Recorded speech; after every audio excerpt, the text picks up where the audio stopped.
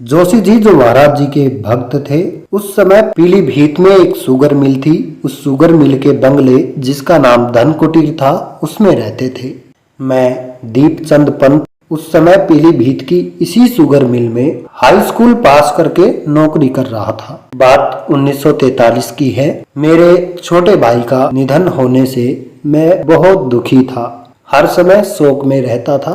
मैं जोशी जी के घर में ही रहता था, उसी बंगले में। एक दिन अचानक दोपहर में उनके आंगन में दरवाजा खोलकर महाराज आ गए। इससे पहले मैंने कभी महाराज को नहीं देखा था। महाराज ने मुझको देखकर कहा कि दीप, अब शोक मत कर, जाने वाला तो चला गया। मुझे बड़ा ताज्जुब हुआ।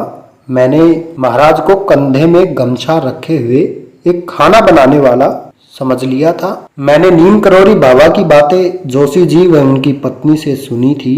उनके आने पर उनकी पत्नी पहचान गई। रामदत्त जी से उन्होंने कहा था कि मैं तेरे घर आऊंगा।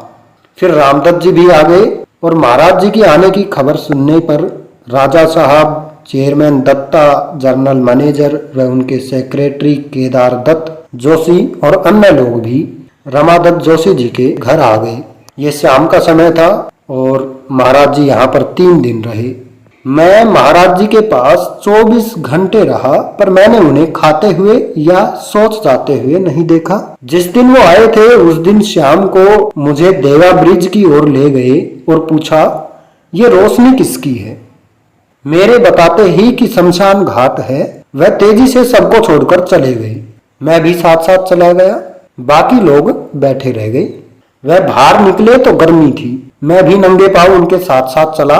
महाराज जी वहां से इतनी तेजी से देवा ब्रिज की ओर चले कि मैं उनके पीछे पीछे दौड़ता हुआ गया। महाराज जी शमशान घाट में चले गए और बालू में चित्त होकर लेट गए। मैंने सोचा, सब इनको महात्मा कहते हैं, ये तो पागल है। एकदम महाराज जी उठे और बोले, तू ठीक सोचता है, मैं पागल हूं रे। मैंने सोचा कि इनके पास इतने बड़े लोग आए हैं, उनको छोड़कर ये भाग क्यों गए? तो वह कुछ देर बाद बोले, तू भोला है रे। जैसे तू भोला है वैसा औरों को भी समझता है। सब अपने स्वार्थ के लिए आए हैं, वह कुछ चाहते हैं। चेयरमैन अपनी औरत की बीमारी के लिए आया। केदार दत्त अपनी शादी होने पर भी बच्चा न होने पर आया। राजा का पोता गिर गया था, उसके ठीक होने के लिए आया है। उन्होंने सब की बात बतला दी और फिर लेट गए। फिर उन्होंने कहा, सब जाने लगे हैं और बता दिया कौन कार में बैठ गया और कौन कैसे जा रहा है। उन्होंने वहां से आगंतुकों के लौटने का दृश्य बतला दिया। जब सब चले गए तो वो बोले, सब चले गए, चलो अब घर चलते हैं। दूसरे दिन बाबा मुझको गौरी शंकर मंदिर में ले गए। उनके पास एक आश्रम था, वहां गौरी शंकर मंदिर में नमन करने के बाद आश्रम में चले गए। वहां मंदिर के स्वामी एक थाली में गुड़ चना लेकर आए। बाबा जी ने कहा कि आप शुरू करें। वह थोड़ा वो भी खाने लगे। कुछ देर बाद वहां विश्राम कर कहने लगे, घर को चलते हैं। यहाँ पर मैंने एक और घटना देखी। जब हम मंदिर जा रहे थे और जैसे ही बाहर आए तो एक मुसलमान तांगे वाला उनके लिए खड़ा था।